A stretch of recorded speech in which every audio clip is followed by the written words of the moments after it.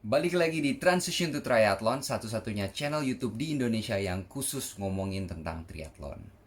Jadi gimana? Udah berapa race yang udah daftar dan ternyata dibatalin?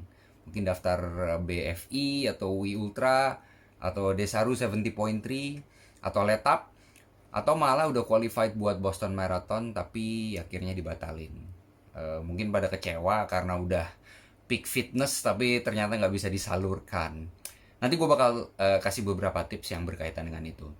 Tapi sebelum itu, gue pengen ngomongin dikit tentang COVID-19, atau orang bilangnya coronavirus ya. To be noted, gue bukan medical atau healthcare professional. Gue cuma pernah belajar dikit lah tentang epidemiologi lingkungan pas kuliah.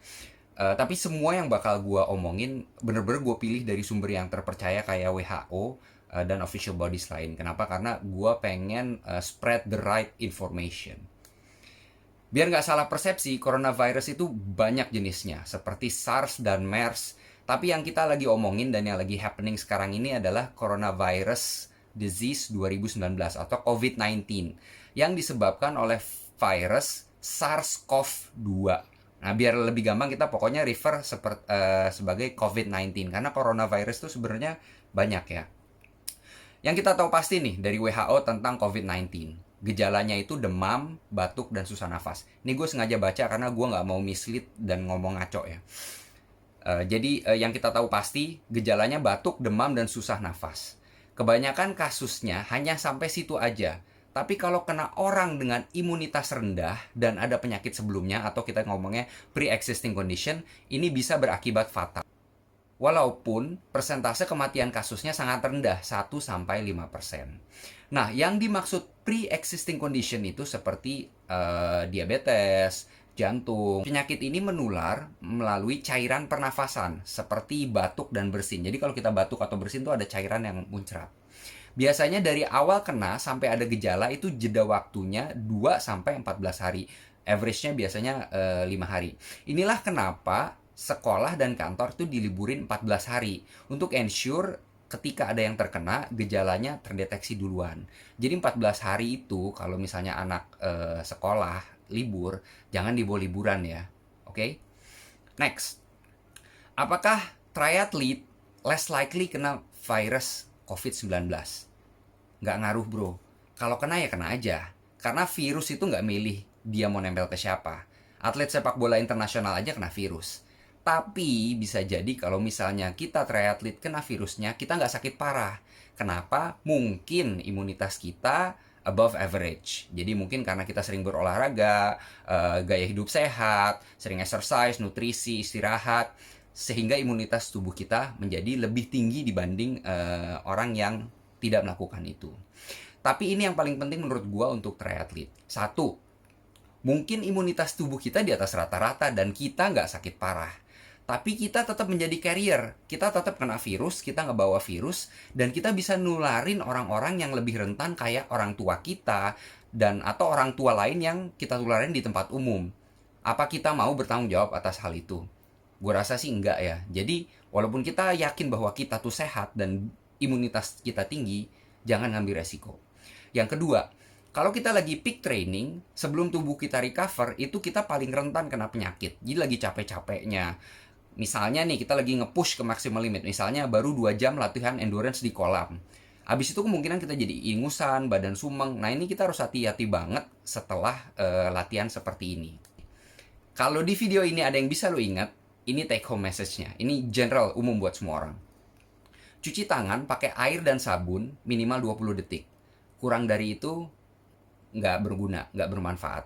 Oke, terutama nih setelah bersin, batuk, ke toilet, sebelum makan, setelah dari luar rumah, setelah ke tempat umum, dan kapanpun ingat. Kalau bisa malah dijadwalin lah cuci tangan di waktu-waktu misalnya 2 jam sekali atau sejam sekali, terserah. Tapi harus rutin. Yang kedua, jangan pernah megang mata, hidung, mulut dengan cacat dengan tangan yang belum dicuci. Yang ketiga, jangan keluar rumah kalau sakit, kecuali memang ke rumah sakit ya. Dan pastikan kalau sakit selalu pakai masker, biar kita nggak menularkan orang. Yang keempat, jangan batuk atau bersin sembarangan tanpa ditutup. Selalu tutup dengan tisu atau masker dan langsung buang setelahnya. Jangan dipakai terus atau dipegang-pegang. Kalau nggak ada tisu atau masker, tutup dengan siku bagian dalam. Gitu. Kita biasanya megang muka itu pakai tangan ya. Jarang megang muka pakai siku, nggak pernah gue lihat ada. Yang kelima, selalu bawa dan pakai hand sanitizer. Minimal 60% alkoholnya. Kalau nggak bisa cuci tangan, pakai air dan sabun. Jadi yang utama selalu cari cuci tangan pakai air dan sabun. Yang keenam, hindari social contact sebisa mungkin. Jangan ke tempat umum kalau nggak perlu. Kalau ketemu ya salaman dari jauh. Ya gini, atau fist bump. Sorry, bukan. Kalau fist bump kayak gini masih ada kemungkinan kontaminasi ya. Elbow bump aja. Nah, yang tadi itu informasi umum. Yang ini khusus untuk triathletes atau penggiat olahraga. Yang pertama, jangan berhenti olahraga. Sesuai saran Kemenpora. Tapi, latihannya jangan sampai kecapean. Kayak misalnya kalau lari di zona 2-3 lah maksimal. Jangan sampai tubuh jadi rentan sama virus. Terus yang ketiga, tambah jam tidur minimal 1 jam. Ini penting banget. Recovery tubuh tuh penting banget. Jadi kalau biasanya kita tidur cuma 6 jam, 7 jam lah. Kalau biasanya 7 jam, 8 jam lah. Gimana caranya? Kurangin main sosmed. Ada, gue lihat di Instagram itu bagus banget kampanyenya, nambah tidur 1 jam. Yang keempat, nutrisi dan suplemen yang udah biasa diminum, jangan kasih kendor ya. Kalau bisa, ya diminum terus.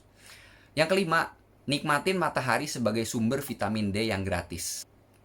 Yang keenam, hindari gym dan tempat-tempat di mana banyak orang dan banyak barang yang disentuh banyak orang. Kayak misalnya treadmill kan banyak disentuh orang.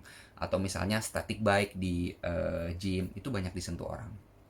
Kalau misalnya punya A-race, silahkan disalurkan. Karena memang sudah dipendam, jangan dipendam lama-lama, disalurkan. Misalnya di April ada race Desaru 70.3, udah latihan sampai situ. Di tanggal tersebut, coba lakukan swim bike run di kolam terdekat dan jalanan terdekat. Tapi jangan jarak yang sama. Kalau bisa 50% jaraknya aja. Ingat, jangan sampai kecapean. Dan yang terakhir, race akan selalu ada.